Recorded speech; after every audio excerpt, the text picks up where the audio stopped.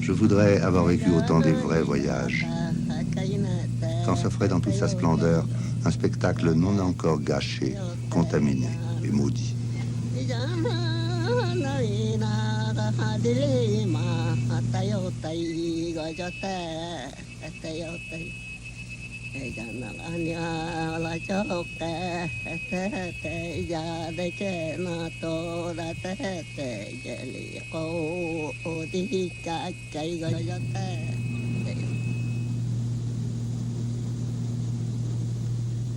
Ma carrière s'est jouée un dimanche de l'automne 1934 à 9h du matin sur un coup de téléphone. Avez-vous toujours le désir de faire de l'ethnographie? Certes. Alors posez votre candidature comme professeur de sociologie à l'université de São Paulo. Les faubourgs sont remplis d'Indiens, vous leur consacrerez vos week-ends. Ça a été peut-être l'expérience décisive de nos existences. Non seulement parce que c'était la première fois que, jeunes professeurs, nous nous expatrions et que nous nous expatrions dans un pays très lointain, mais en même temps, nous y trouvions pour nos études respectives, que ce soit les anthropologues, les sociologues, les géographes, les historiens, nous trouvions un terrain d'une richesse tout à fait prodigieuse et qui, à l'inverse des vieux terrains de l'ancien monde, était encore très incomplètement exploité. Et où donc nous nous trouvions devant cette situation un peu qu'ont connue les hommes de l'Europe, si je puis dire, au XVIe, au XVIIe, encore au XVIIIe siècle, où tout était possible, où toute étude offrait un intérêt parce que rien de définitif n'avait été dit sur le sujet, parce qu'on n'avait pas épuisé les problèmes. Alors, ça a été, pour nous, une véritable révolution spirituelle.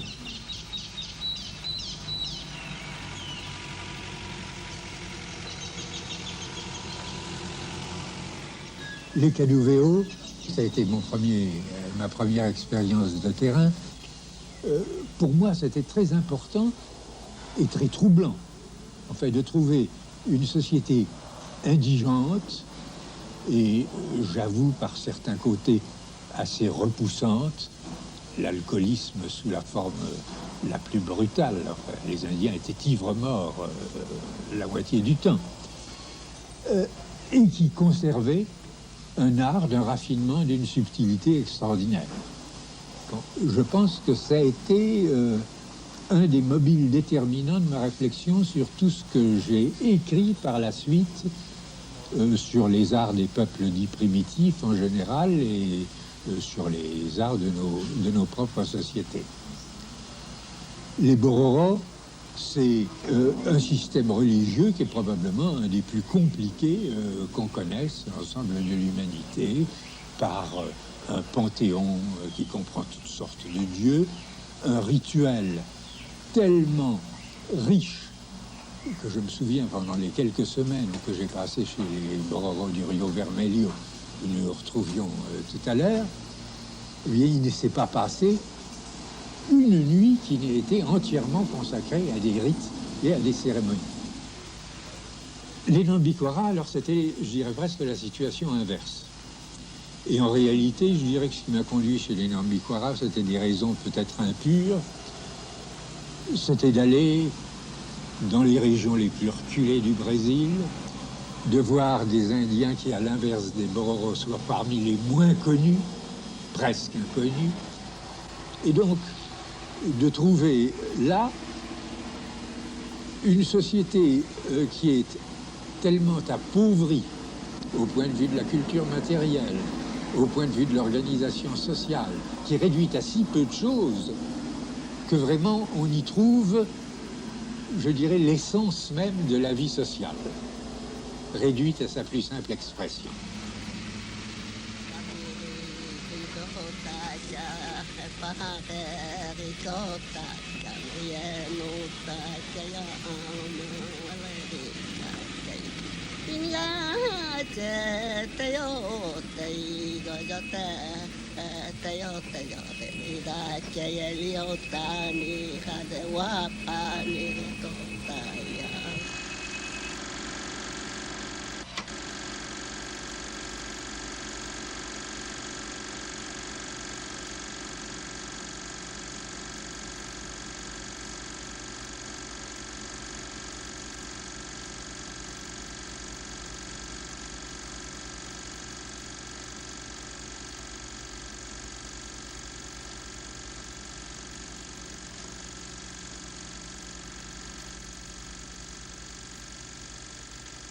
Tel, je me reconnais, voyageur, archéologue de l'espace, cherchant vainement à reconstituer l'exotisme à l'aide de parcelles et de débris.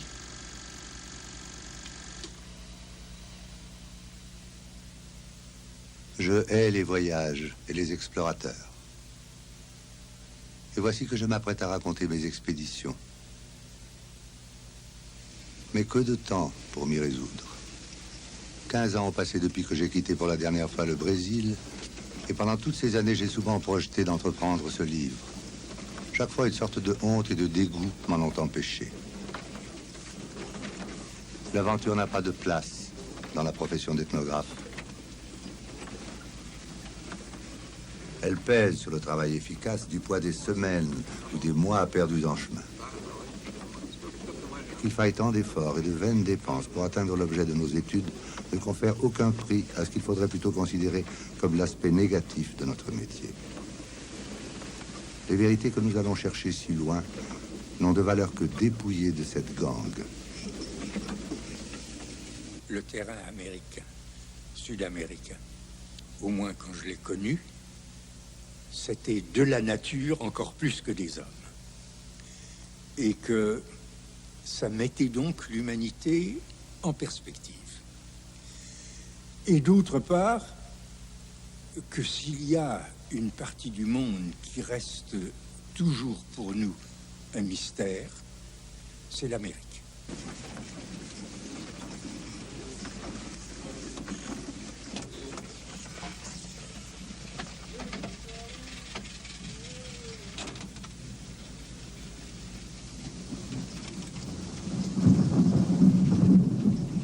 Moins qu'un parcours, l'exploration est une fouille.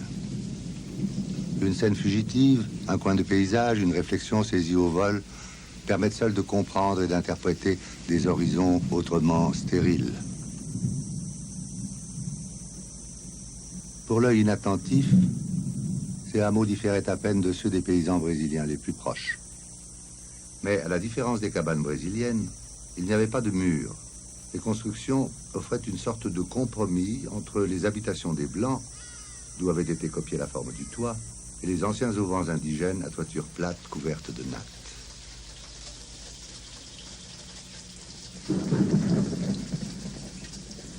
É aqui, né? Aldeia aqui, né? Lá no outro beira de Rio Pitu, outra aldeia, onde tem corralão, onde tem gado. Aqui é o senhor Francisco Balta, que arrendou aqui. Arrendou aqui a terra. Aqui. E está criando gado. Ele está criando, né? Está criando.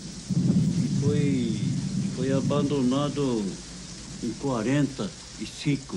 45? 45. Ah, já faz muito tempo. Muitos anos já. É aqui da reserva. Ainda é reserva? É reserva. É aqui da reserva.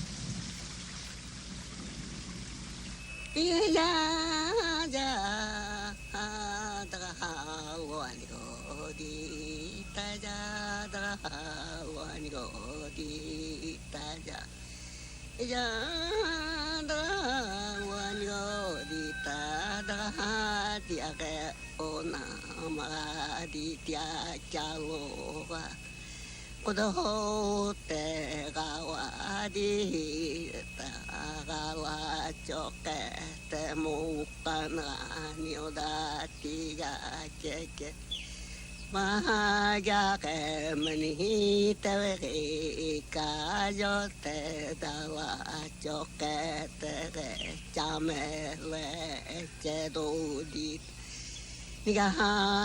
ni ge da ma ti ge da ni a go dre ri ko da ta ne de le ti ga ka bi go to me ye ma no da tia ka bi ge me yo go to da ta ne ye no da ta ni ya wa ba ta ge cha me le che di Pune wa de na wa di ta ya do mi gen ro ya te ko ti ga ke lo go te wa cho ke anu kana ni wa ti ga ke na cho ni ti ga te ya wo te ni ya ka ti ge te na cho ni ti ga te ya wo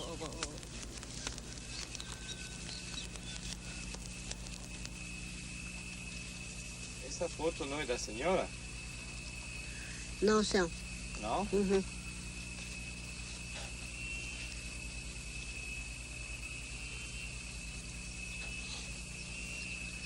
Eu não vou chegar lá. Acho que alguém reconheceu a senhora. É outro, né? É outra pessoa? É. Não, é eu mesmo. Ah, Uhum. senhora e mais outra pessoa. O outro é o filho da minha... Eu acho que é o filho da minha filha.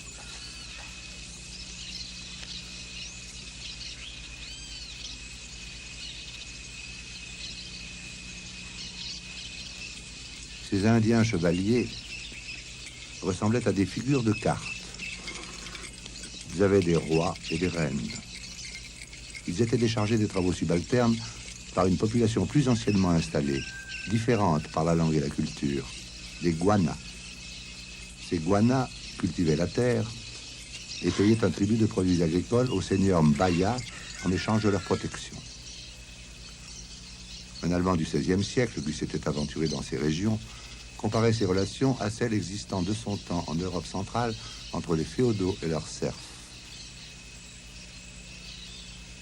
Quand l'être suprême, Gonoen Hodi, décida de créer les hommes, il tira d'abord de la terre les Guanas, puis les autres tribus. Au premier, il donna l'agriculture en partage et la chasse aux secondes. Le trompeur, qui est l'autre divinité du panthéon indigène, s'aperçut alors que les Mbaya avaient été oubliés au fond du trou et les en fit sortir. Mais comme il ne restait rien pour eux, ils eurent droit à la seule fonction encore disponible, celle d'opprimer et d'exploiter les autres. Y eut-il jamais plus profond contrat social que celui-là? C'est un livre où je me suis permis de dire tout ce qui me passait par la tête, et sans aucune prétention d'ordre scientifique. Ce que je veux dire simplement, c'est que même quand nous étudions sérieusement ces choses, même quand nous essayons de faire œuvre scientifique, eh bien, il y a place pour le reste, et il y a une place indispensable pour le reste.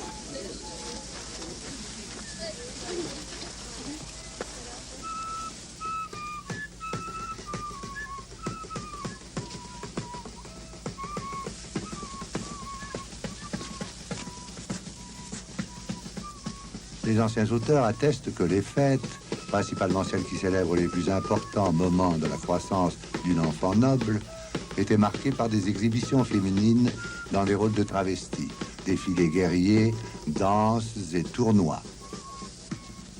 Ces paysans loqueteux, perdus au fond de leur marécage, offraient un spectacle bien misérable. Mais leur déchéance même n'en rendait que plus saisissante la ténacité avec laquelle ils avaient préservé certains traits du passé.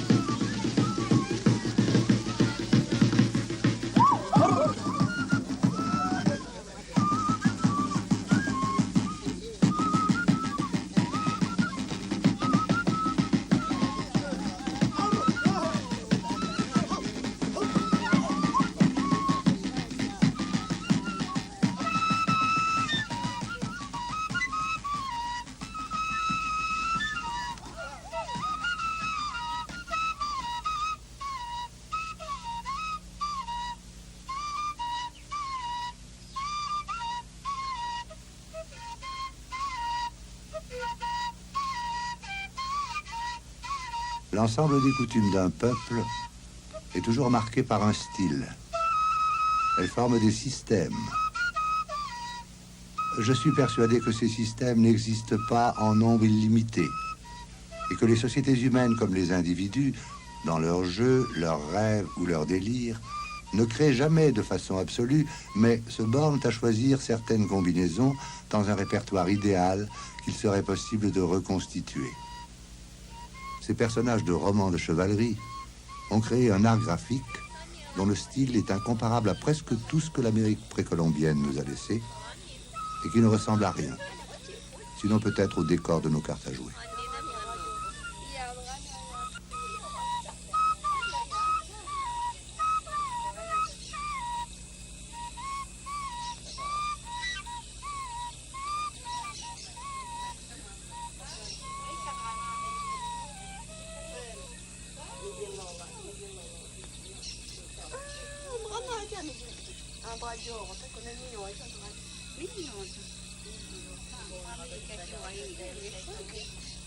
Leurs visages, parfois aussi leur corps, sont couverts d'un lacis d'arabesques asymétriques, alternant avec des motifs d'une géométrie subtile.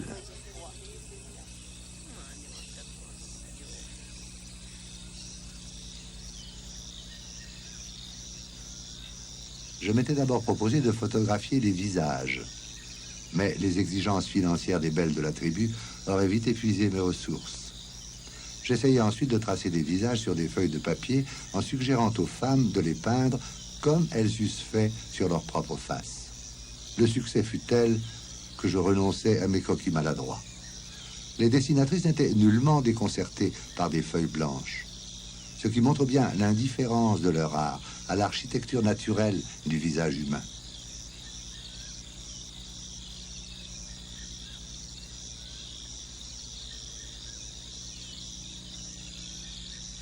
Les femmes pratiquent deux styles. Le style curvilinéaire, plus volontiers adopté pour les peintures du visage, et le style géométrique pour celle du corps.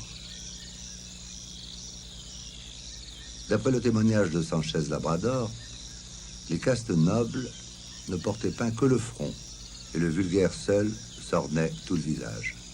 À cette époque aussi, seules les jeunes femmes suivaient la mode. Il est rare que les vieilles femmes perdent du temps à ces dessins.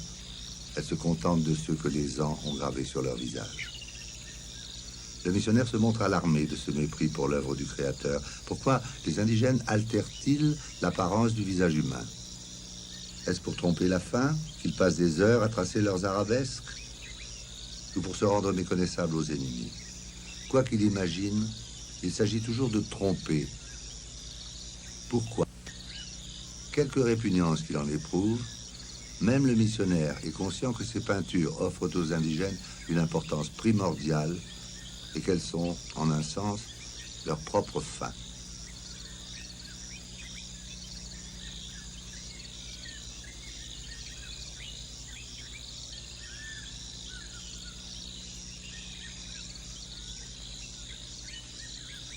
l'art indigène proclame un souverain mépris pour l'argile dont nous sommes pétris. De son point de vue de jésuite, Sanchez Labrador se montrait singulièrement perspicace en y devinant le démon. Serait-ce l'explication du caractère exceptionnel de l'art Cadouveo que par son intermédiaire, l'homme refuse d'être le reflet de l'image divine?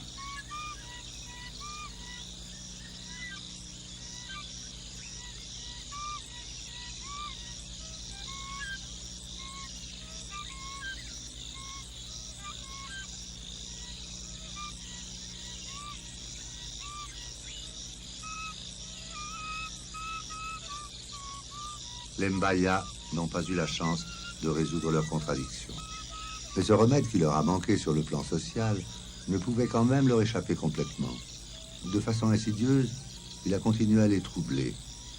Et puisqu'ils ne pouvaient pas en prendre conscience et le vivre, ils se sont mis à le rêver sous une forme transposée et en apparence inoffensive dans leur art.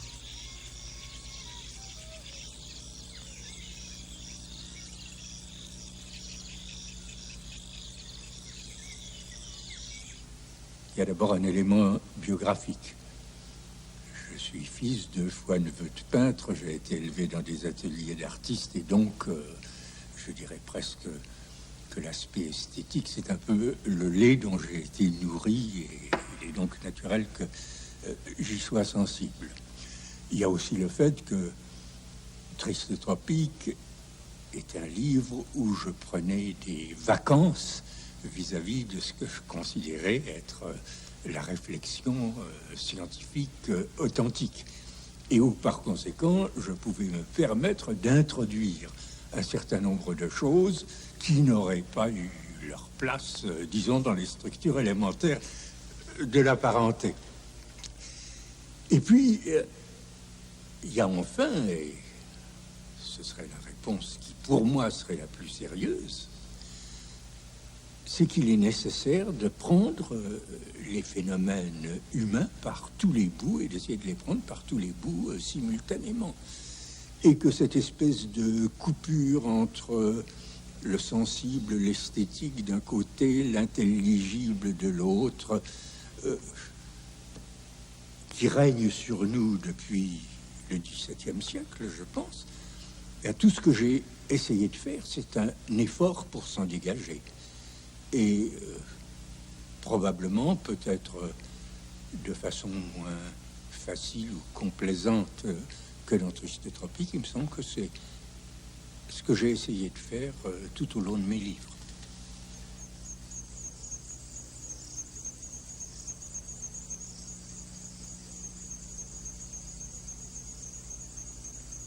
Adorable civilisation, de qui les reines cernent le songe avec leurs phares. Hiéroglyphes décrivant un inaccessible âge d'or, qu'à défaut de code, elles célèbrent dans leur parure, et dont elles dévoilent les mystères, en même temps que leur nudité.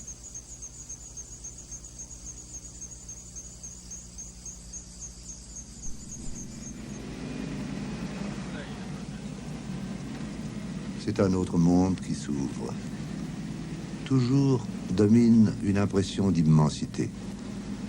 Le sol est si uni, les pentes si faibles, que l'horizon s'étend sans obstacle jusqu'à des dizaines de kilomètres. Une demi-journée se passe à parcourir un paysage contemplé depuis le matin, répétant exactement celui traversé la veille, de sorte que perception et souvenir se confondent dans une obsession d'immobilité.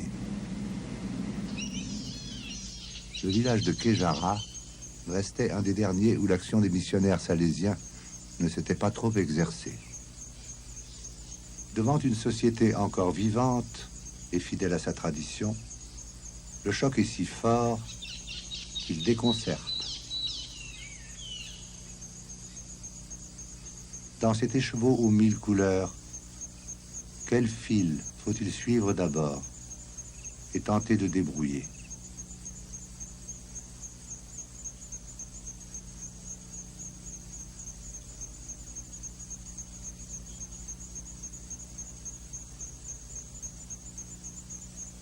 je m'employais à obtenir de mes informateurs une analyse de la structure de leur village. Nous passions nos journées à circuler de maison en maison, recensant les habitants, établissant leur état civil et traçant avec des baguettes sur le sol de la clairière les lignes idéales délimitant les secteurs auxquels s'attachent des réseaux compliqués de privilèges, de traditions, de grades hiérarchiques, de droits et d'obligations.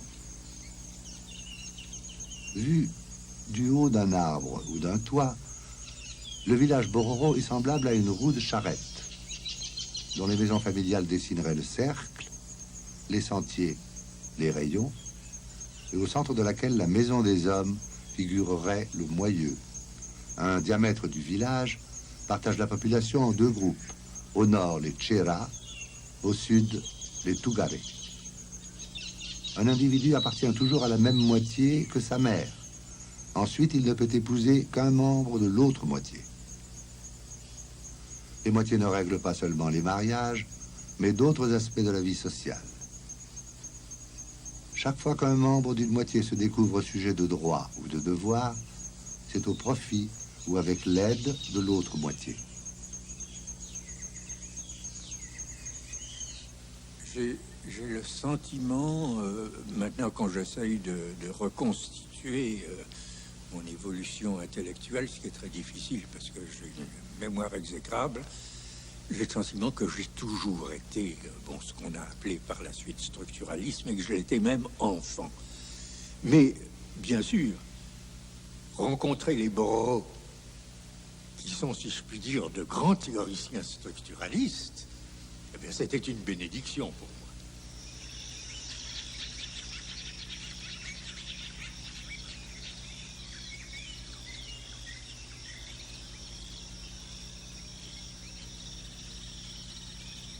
La distribution circulaire des huttes autour de la maison des hommes est d'une telle importance en ce qui concerne la vie sociale et la pratique du culte que les missionnaires salésiens de la région du Rio das Garças ont vite appris que le plus sûr moyen de convertir les Bororo consiste à leur faire abandonner leur village pour un autre où les maisons sont disposées en rangées parallèles.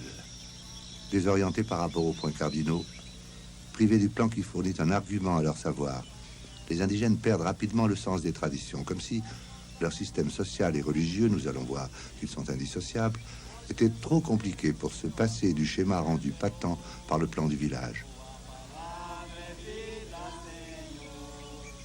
Disons à la décharge des Salésiens qu'ils ont pris une peine extrême pour comprendre cette structure difficile et en préserver le souvenir.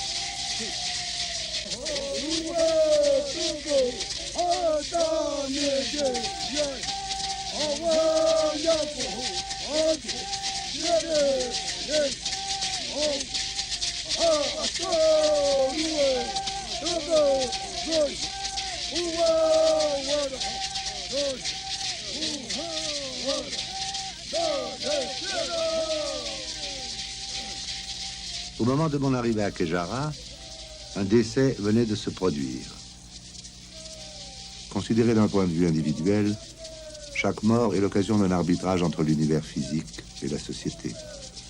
Les forces hostiles, qui constituent le premier, ont causé un dommage à la seconde, et ce dommage doit être réparé.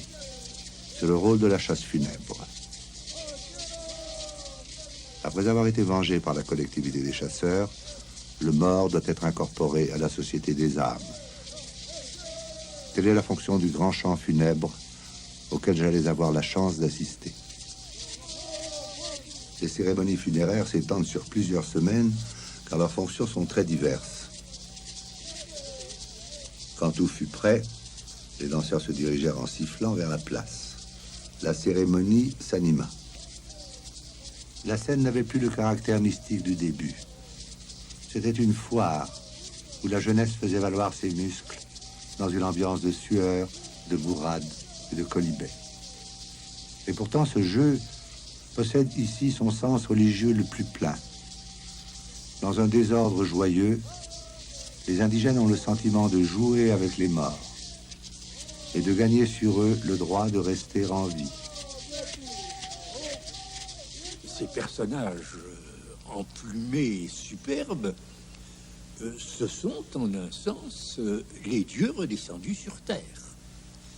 Alors, bien sûr, les missionnaires, au moins dans la première partie de leurs entreprises, parce qu'ils ont changé sur le tard, les missionnaires ont souvent cherché à diminuer l'importance, si je puis dire, des divinités et de mettre l'accent sur le culte des morts, parce que c'est quelque chose qui existe aussi dans nos sociétés occidentales et qui est peut-être d'ailleurs le noyau le plus profond de la pensée religieuse dans l'Occident. Cette grande opposition entre les vivants et les morts s'exprime d'abord par la répartition des villageois pendant la cérémonie en acteurs et spectateurs. Il faut alors reconnaître au plan du village une signification plus profonde encore que celle que nous lui avons prêtée sur le plan sociologique.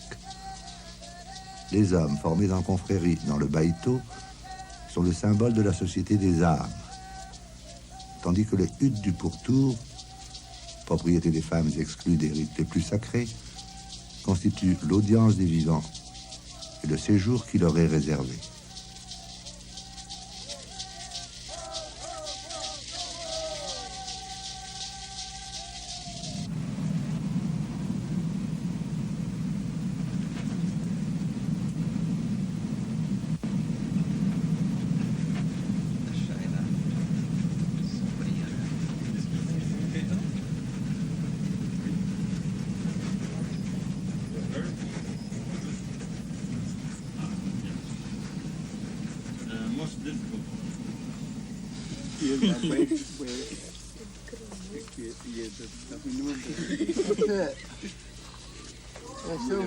São bolero que chama Hugo, né? Quer dizer, a filha dele está aí no Merulho, chama uma atividade. Isso aqui é marido, funeral. Sim, sim. Trado gore, marido do caminho da galera.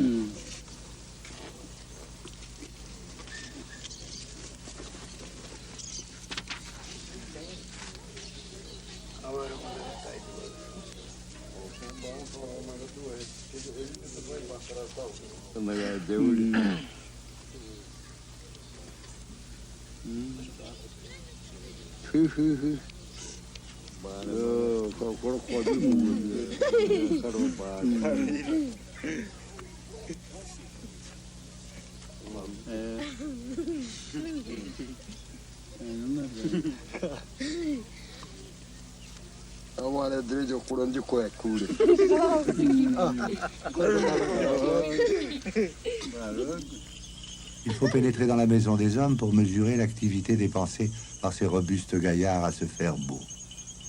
Dans tous les coins, on découpe, on façonne, on cisèle, on colle. De fantastiques constructions de bambou et de plumes s'échafaudent.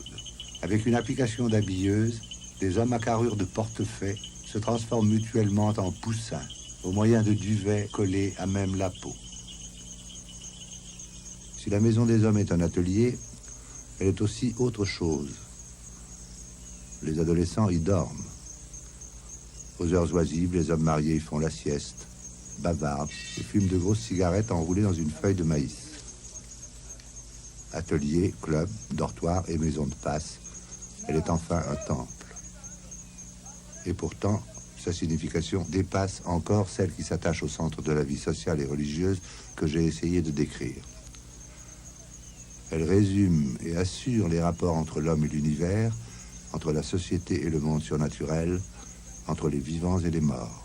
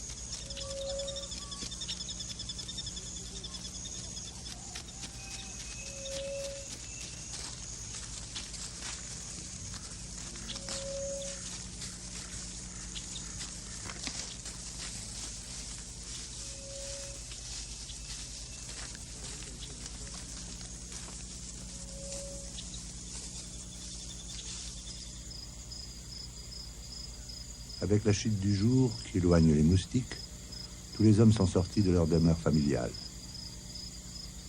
On s'installe à 5 ou 6 et l'on échange peu de paroles.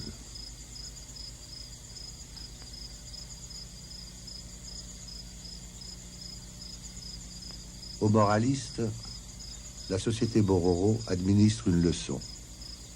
Il écoute ses informateurs indigènes. Ils lui décriront, comme ils l'ont fait pour moi, ce ballet où 2 moitiés de village s'astreignent à vivre et à respirer l'une par l'autre, échangeant les femmes, les biens et les services dans un fervent souci de réciprocité, mariant leurs enfants entre eux, enterrant mutuellement leurs morts, se garantissant l'une à l'autre que la vie est éternelle, le monde secourable et la société juste.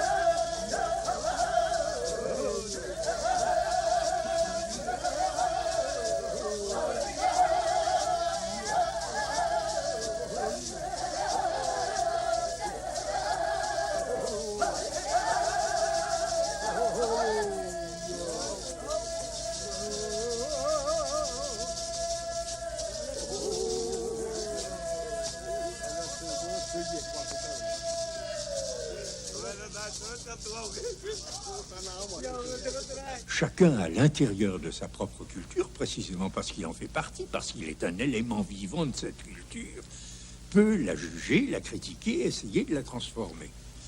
Que ça nous permette de juger des cultures totalement différentes, ça, je continue à ne pas le croire.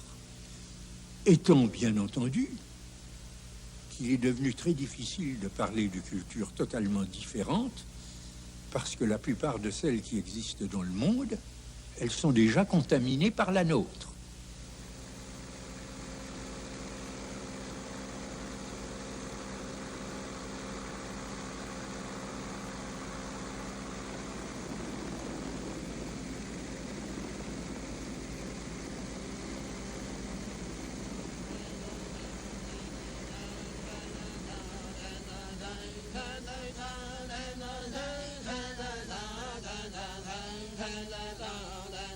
On se doute que les Nambikwara ne savent pas écrire. Je distribuais pourtant des feuilles de papier et des crayons dont ils ne firent rien au début. Puis un jour, je les vis tous occupés à tracer sur le papier des lignes horizontales ondulées. Que voulaient-ils donc faire? Ils écrivaient, ou plus exactement cherchaient à faire de leur crayon le même usage que moi. Mais le chef de bande voyait plus loin. Seul sans doute il avait compris la fonction de l'écriture. Il ne me communique pas verbalement les informations que je lui demande, mais trace sur son papier des lignes sinueuses et me les présente, comme si je devais lire sa réponse. Et il est tacitement entendu entre nous que son grimoire possède un sens que je feins de déchiffrer. Qu'espérait-il? Se tromper lui-même, peut-être. Mais plutôt étonner ses compagnons, les persuader qu'il avait obtenu l'alliance du blanc et qu'il participait à ses secrets.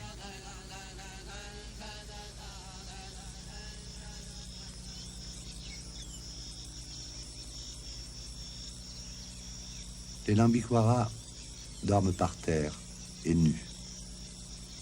Ils se réchauffent en se serrant les uns contre les autres ou se rapprochent des feux de camp qui s'éteignent.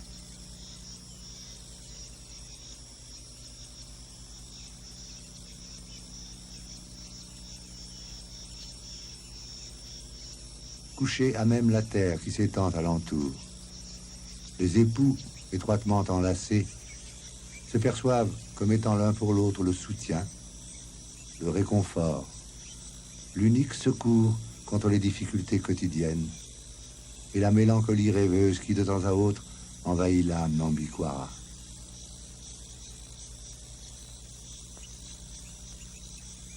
On devine chez tous une immense gentillesse, une profonde insouciance, une naïve et charmante satisfaction animale.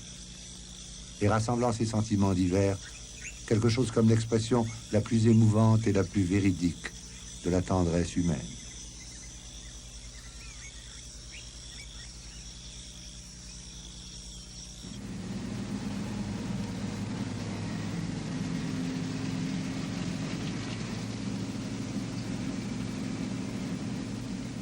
Je me demande parfois si l'ethnographie ne m'a pas appelé, sans que je m'en doute, en raison d'une affinité de structure entre les civilisations qu'elle étudie et celle de ma propre pensée.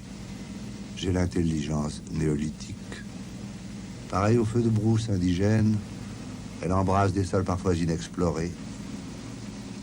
Elle les féconde peut-être pour en tirer hâtivement quelques récoltes et laisse derrière elle un territoire dévasté.